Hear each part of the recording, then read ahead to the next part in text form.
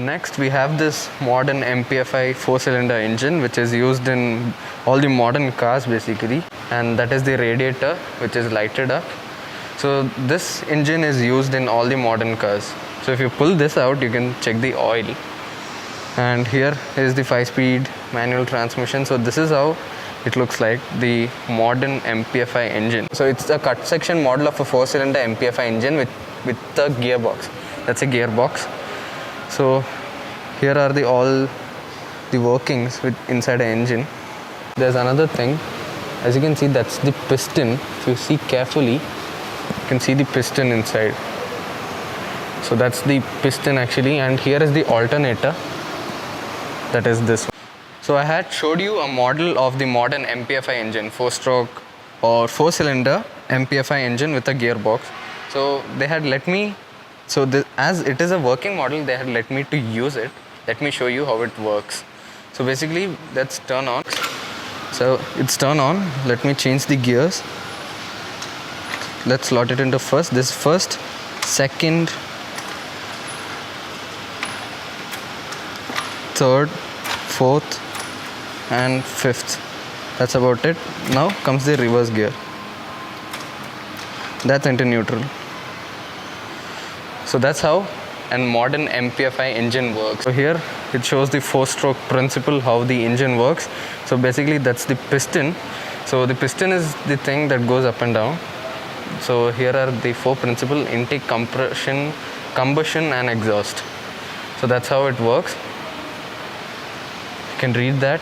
And next, moving on, here is a transmission. So that's the cut section model of synchromesh gearbox. So even this is used in a few modern cars too. And this is the inside or the workings inside a gearbox. So this is a manual transmission, not an automatic. So this is connected to the engine actually. Meanwhile, here there are a few information about the first internal combustion engine. Next, moving on, here is another transmission which is an automatic transmission. Yeah. So all of us know what is an automatic transmission, right? All the cars now come equipped with an automatic transmission. So these are the parts, as you can see. It has 13 parts basically, and this is the internal workings. So this is how. So this is the part that connects to the engine. That is the flywheel actually. That's the evolution of an engine, gas engine. That was called the Hippomobile. Looks good or great. And meanwhile, here we have the cut section model of a suspension, McPherson suspension strut with drive shaft and disc brake. So if you have seen my reviews, you might have heard me saying about McPherson strut. So this is the suspension that is a McPherson strut, which is available in almost all the modern cars. So this is the suspension, that's the disc brake over there, and that connects to the axle of the vehicle.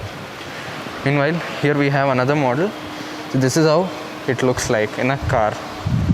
So this is the suspension. So this connects to the vehicle, and this over here is the steering wheel.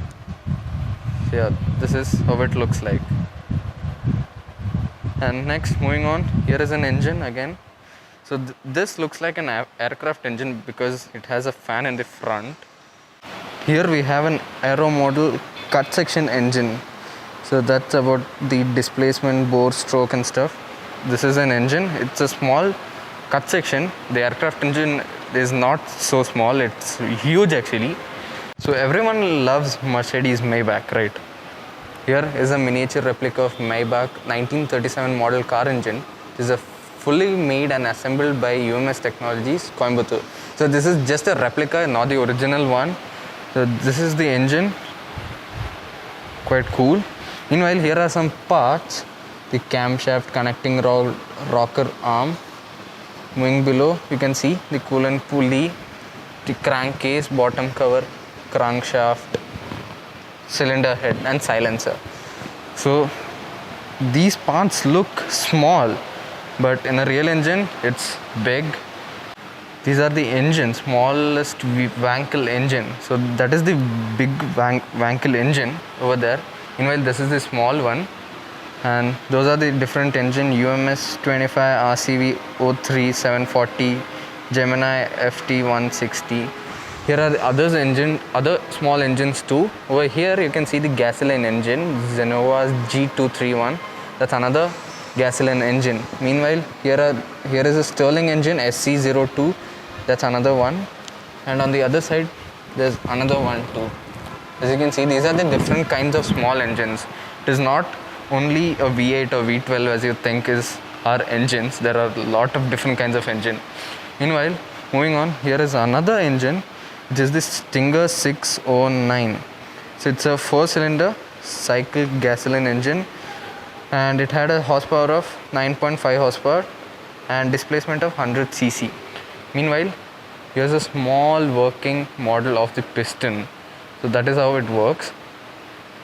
So here it's moving quite slowly, but the real engine, it's quite fast.